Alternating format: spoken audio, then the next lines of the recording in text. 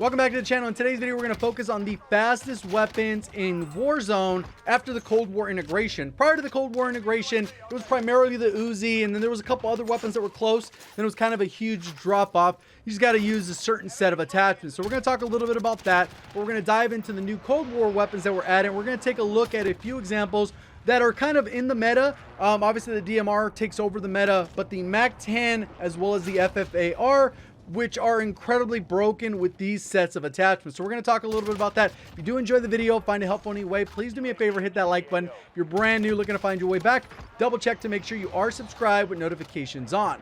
So there's two components to this. There's just regular strafe speed where you ADS and you move forward, backwards, and then side to side. And that's pretty straightforward. Aim down sight, movement speed is a straightforward stat that is in Modern Warfare on pretty much every weapon. Some have two attachments that can do it, usually like a stock and a barrel. And then Cold War, they introduce a little bit more to the dynamic, and Cold War weapons introduce a new dynamic on top of that, which is shooting movement speed on top of the aim walking movement speed. And this change leads to some pretty interesting results. So there's two different weapons we're going to take a look at for this, the FFAR, which a lot of these attachments are going to be similar for the rest of the rifles, but this one is obviously built like a RAM. It's like the RAM 2.0. So this is the one that we'll use because you really want to use it for close range. Obviously, the other one, strafing, would be nice in a gunfight, but at 50-70 meters, it's less practical how helpful it's going to be.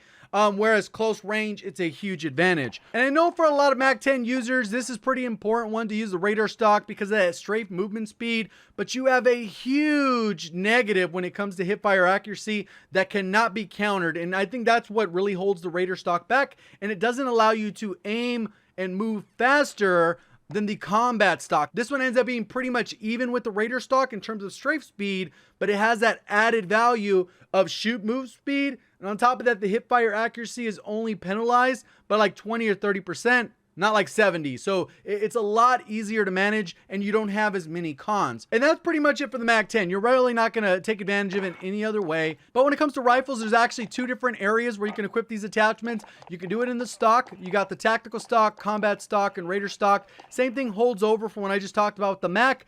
That you're going to get the maximum benefit with the least penalty in terms of hip fire accuracy with using this one. Plus it has the bonus shoot movement speed, which you're going to see in a quick second how strong that is. Then you have the infiltrator grip, which is pretty much all pros. Movement speed, shoot movement speed, aim, walking movement speed. So all around that gives you that close range versatility. Obviously, if you go with this one, it's going to end up messing up some things there. If you go with this one, it ends up messing up that shoot movement speed. It's a little harder target to hit. So it's obviously going to require a little bit more skill to not have that recoil reduction attachment.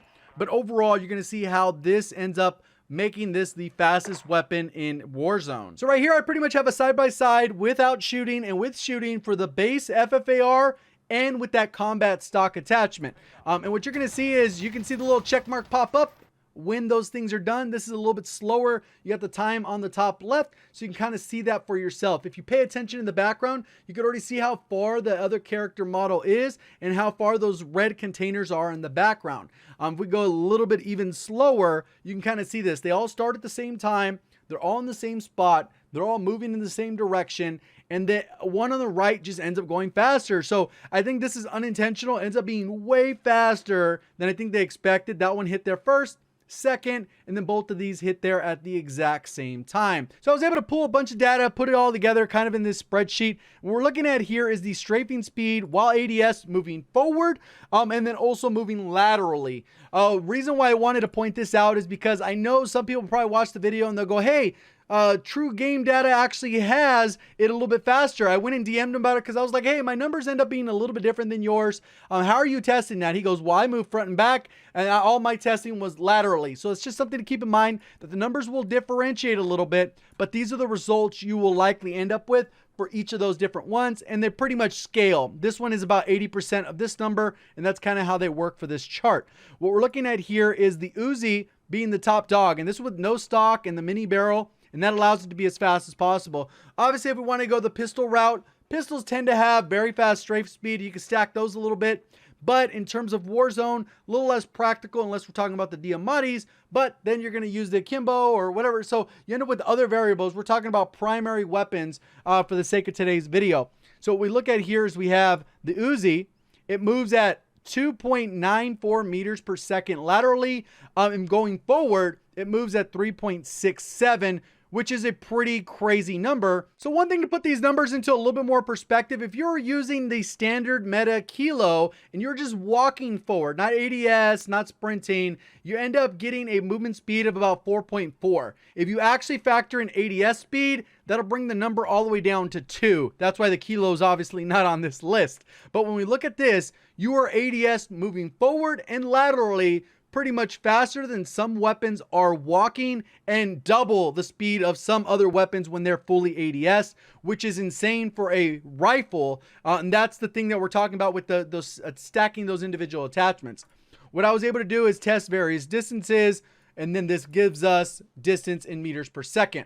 When I tested the FFAR with shooting, with stock, with shooting stock, with grip, with both, you end up getting all the numbers here. So pretty much how it ends up working out is if you're using the combat stock and you are strafing, it's going to be 38% faster than the base strafe. If you start firing the weapon, it bumps up to 60%. And if you use that infiltrator grip while shooting, it gives you a 16% bonus. And when you combine those, it ends up being a 71% improvement, 3.37 meters laterally, which gives us 4.21 moving forward, which is insane amount of movement speed. Mac 10, the closest it gets, even though it only has one attachment that can do it, gets us to 3.33. And that is while firing the weapon as well. We have the basic Mac stock, about 14% improvement, 15%. It's already faster, so it's not getting quite as much improvement. And then we get a huge chunk of improvement when we are firing, which is double that of the same kind of thing that we saw here. And it bumps up huge, even faster than. So this is, once that DMR gets nerfed, I'm expecting that this definitely might be a little bit more popular of a weapon because of how cracked out your movement can be, especially on close quarters. So the class setups for both of these pretty much end up being the agency suppressor. If you want to use the task force or the ranger, it's really a matter of preference. I know some people like the task force. It's not a bad option on this. Ranger will give you a little bit better bullet velocity than the task force, but both of those are good. Infiltrator grip, 50 round fast mag, and then we have the combat stock. Just be aware that this thing will get you moving as soon as you pull that trigger. Same thing when it comes to the Mac 10. Task Force, which we tested, is the superior barrel for the Mac 10 for all the positives despite the negatives. Field Agent Grip, 50 round drum mag, Serpent Wrap, because we don't want to have additional flinch, and this gives you pretty much the best ADS out of those. Some people might go 5 milliwatt laser, but that will impact your ADS time, so I would go with the combat stock as well. So pretty much that gives you the best of everything, and those are the two setups I would use. Would definitely not use them together. I would combine the FFAR with the car, and then I would use this with the primary weapon like the DMR, at least until that gets nerfed. Hopefully you guys did enjoy the video, learned something new. If you did, please do me a favor, hit that like button. If you're brand new, want to find your way back, double check to make sure you are subscribed with notifications on. Appreciate all the support on the channel. Thank you for watching. As always, have a great day.